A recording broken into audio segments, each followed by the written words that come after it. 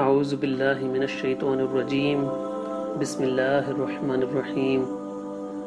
الحمدللہ رب العالمین والصلاة والسلام علی اشرف الانبیاء والمرسلین وعلی آلہ واصحابہ اجمعین، اما بعد۔ میرے عزیز بھائیو، السلام علیکم۔ آج کی گفتگو کا موضوع ہے رسول اللہ صلی اللہ علیہ وآلہ وسلم کی مبارک امت کی فکر کرنا اور اس کا خیال رکھنا۔ میرے بھائیوں، امت اور اس کے مفادات کا خیال رکھنا وہ اہم ترین ذمہ داری ہے کہ جس کے بارے میں اسلام ہر ایک مسلمان میں احساس پیدا کرتا ہے۔ امت کا خیال رکھنے کا احساس ہر اس شخص کو جو اللہ سبحانہ و تعالیٰ کا خوف رکھتا ہے مجبور کرتا ہے کہ وہ امت کی بہتری کی خاطر اپنے ذاتی مفادات اور ضروریات کو قربان کریں۔ یہ احساس ذمہ داری مسلمانوں کو روزمرہ کی معمول کی ذمہ داریوں جیسا کہ رزق حلال کمانا اور بیوی بچوں کی دیکھ بھال کرنا، ان سے بڑھ کے مزید ذمہ داریاں اٹھانے کی حوصلہ افزائی کرتا ہے۔ یہ احساس اس کی زندگی کے متعلق نقطہ نظر کو وسیع اور بلند کر دیتا ہے، جو کہ دیگر صورتوں میں محض اپنے گھر کی چار دیواری میں ملنے والے آرام،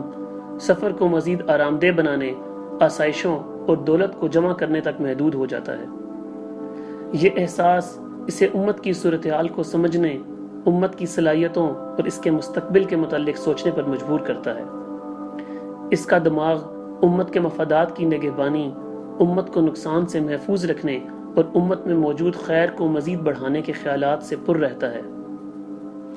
اس کا دل امت کی تکلیف پر دکھ اور اس کی کامیابی پر خوشی سے لبریز ہو جاتا ہے۔ ہر دن اس کے ہر عمل اور کوشش کا مقصد امت کے مفادات کو آگے بڑھانا ہوتا ہے، اور اس کے لیے وہ اپنا وقت، توانائی اور مال، ہر چیز خرچ کرتا ہے۔ یہ وہ آگ ہے جو ہر وقت اس میں جلتی رہتی ہے، ایمان کو جلا بخشتی ہے اور اس کے تھکے ماندے جسم کو حرکت میں رہنے کے لیے توانائی مہیا کرتی ہے۔ میرے بھائیوں، یقیناً یہ کیسے ہو سکتا ہے کہ جو شخص اللہ سبحانہ و تعالیٰ پر ایمان رکھتا ہو وہ امت کی فکر نہ کرا، جبکہ رسول اللہ صلی اللہ علیہ وآلہ وسلم نے فرمایا، جسے سنن النسائی میں نقل کیا گیا ہے، اللہ کی نظر میں ایک ایمان والے کا قتل پوری دنیا کے خاتمے سے بڑھ کر ہے۔ اور وہ شخص جو رسول اللہ صلی اللہ علیہ وآلہ وسلم سے حقیقی محبت کرتا ہو کیسے امت کی فکر سے آزاد ہو سکتا ہے، جبکہ اللہ سبحانہ و تعالیٰ سورہ توبہ میں ارشاد فرماتے ہیں، تمہارے پاس ایسے پیغمبر تشریف لائے ہیں جو تمہاری جنس سے ہی ہیں، جن کو تمہاری مضرت کی بات نہایت گراں گزرتی ہے، جو تمہیں منفعت کے بڑے خواہش مند رہتے ہیں، ایمان والوں کے ساتھ بڑے ہی شفیق اور مہربان ہیں۔ میرے بھائیوں، ایک مسلمان اسلامی امت کی فکر کرنے پر مجبور ہے، کیونکہ وہ اس کے ساتھ سب سے مضبوط بندھن کے ساتھ جڑا ہوا ہے، اور وہ بندھن ایمان کا بندھن ہے۔ مسلمان کا امت کے ساتھ یہ رشتہ اس کے اپنے خاندان کے ساتھ رشتے سے زیادہ مضبوط ہوتا ہے، اور یہ ایک بھائی چارے کا رشتہ ہے، کیونکہ اللہ سبحانہ و تعالیٰ سورہ حجرات میں ارشاد فرماتے ہیں، انما المؤمنون اخوہ، تمام مسلمان بھائی بھائی ہیں۔ یقیناً اسلام کا رشتہ خون کے رشتے پر مقدم ہے، کیونکہ اللہ سبحانہ و تعالیٰ سورہ توبہ میں ارشاد فرماتے ہیں، اے ایمان والو، اپنے باپوں اور اپنے بھائیوں کو دوست نہ بناؤ اگر وہ ایمان پر کفر کو ترجیح دیں، تم میں سے جو بھی ان سے دوستی رکھے گا سو وہی ظالم ہے۔ میرے بھائیوں، ایمان کا رشتہ اس بات پر مجبور کرتا ہے کہ اجتماعی خیر کی جستجو کی جائے، اور یہ بات ذاتی خواہشات پر غالب آ جاتی ہے۔ ایمان کا رشتہ مسلمانوں کو اس طرح جوڑتا ہے جیسے کہ وہ ایک ہی جسم کے حصے ہیں جو ایک دوسرے کے ساتھ خون کی شریانوں اور اعصاب کے ساتھ جڑے ہوئے ہیں، اور پھر جسم کے کسی ایک حصے میں تکلیف پورے جسم میں تکالیف کا باعث بن جاتی ہے۔ میرے پیارے نبی محمد مصطفیٰ صلی اللہ علیہ وآلہ وسلم نے ارشاد فرمایا، جس کو صحیح مسلم میں نقل کیا گیا ہے، ایمان والوں کی مثال ایک دوسرے کے لیے رحم اور شفقت کے حوالے سے ایسی ہے جیسا کہ ایک جسم جب اس کا ایک عضو بیمار ہوتا ہے تو پورا جسم بخار اور بے آرامی میں مبتلا ہو جاتا ہے۔ میرے بھائیوں، ایمان والا شخص خود کو امت کا ایک ایسا حصہ سمجھتا ہے جو اس سے الگ نہیں ہو سکتا اور اس کی مضبوطی کا باعث بنتا ہے تاکہ امت ایک مضبوط قلعے کی مانند بن جائے۔ رسول اللہ صلی اللہ علیہ وسلم نے ارشاد فرمایا، جسے بخاری میں نقل کیا گیا ہے، ایک ایمان والا دوسرے ایمان والے کے لیے ایسے ہے جیسے کہ ایک عمارت جس کے مختلف حصے ایک دوسرے کو مضبوط بناتے ہیں۔ پھر رسول اللہ صلی اللہ علیہ وآلہ وسلم نے اپنی انگلیوں کو ایک دوسرے سے جوڑ کر دکھایا۔ میرے بھائیوں، مسلمانوں کی فکر کرنے کا مطلب ہے کہ مسلمان اپنی ذمہ داری سمجھے کہ جب کسی مسلمان کو اس کی ضرورت ہے تو وہ اس کی پکار کا جواب دے۔ رسول اللہ صلی اللہ علیہ وسلم نے فرمایا، مسلمان مسلمان کا بھائی ہے،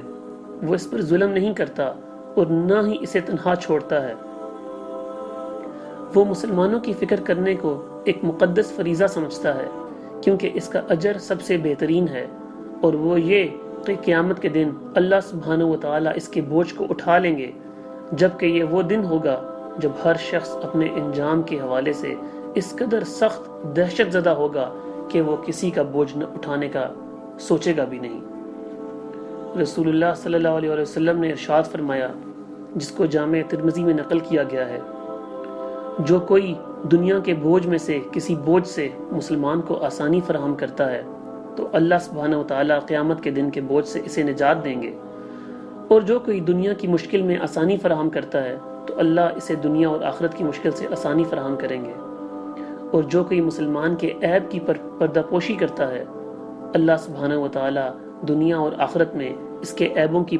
پردہ پوشی کریں گے،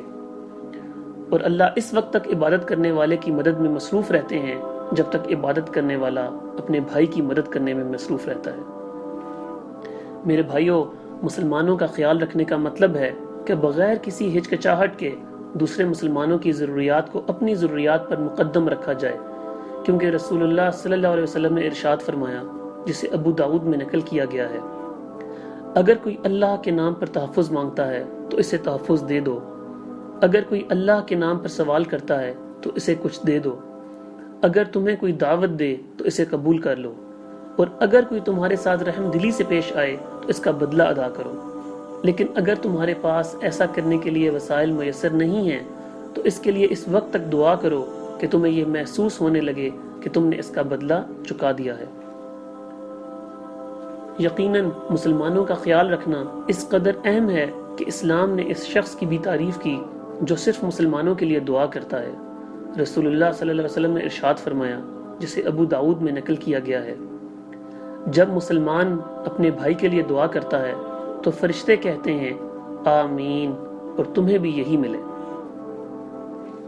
میرے بھائیوں، مسلمانوں کے مفادات اور ان کی جان و مال کا خیال رکھنے کے احساس نے ہی ایسی اسلامی سیاسی قیادت پیدا کی تھی جسے کئی صدیاں گزر جانے کے باوجود پوری دنیا میں یاد رکھا گیا ہے۔ مسلم حکمران جو اسلام کی بنیاد پر حکمرانی کرتے تھے اپنی اس ذمہ داری سے پوری طرح آگاہ تھے، کیونکہ رسول اللہ صلی اللہ علیہ وسلم نے خبردار فرمایا، جسے مسلم میں نقل کیا گیا ہے، اے اللہ، جس کسی کو میرے لوگوں پر بھی کسی قسم کا اختیار ہو اور وہ انہیں تکلیف پہنچائے تو تو بھی اسے تکلیف میں مبتلا فرما۔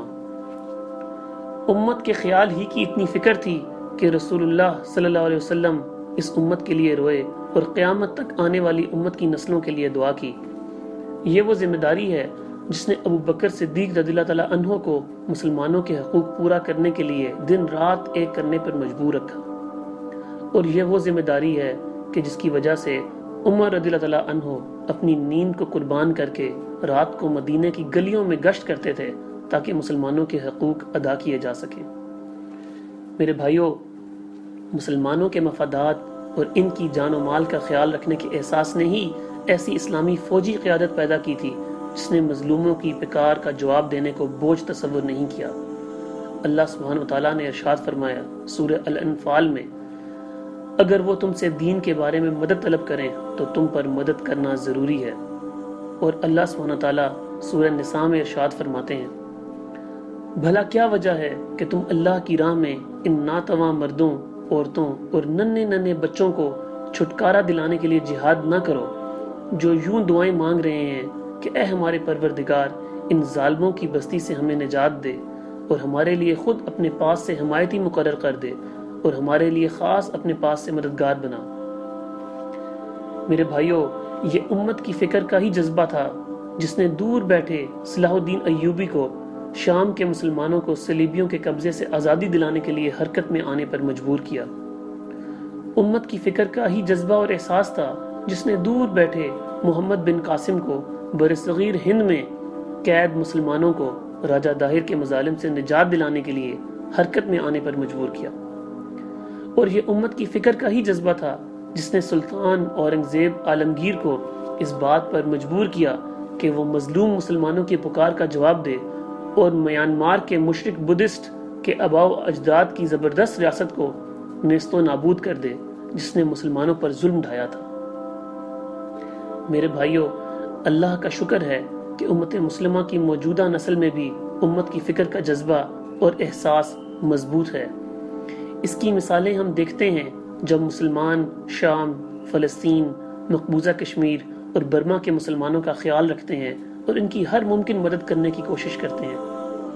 یہ احساس و جذبہ امت میں مضبوط ہے، جبکہ امت پر مسلط حکمران اپنے ذاتی مفادات کے اسیر ہیں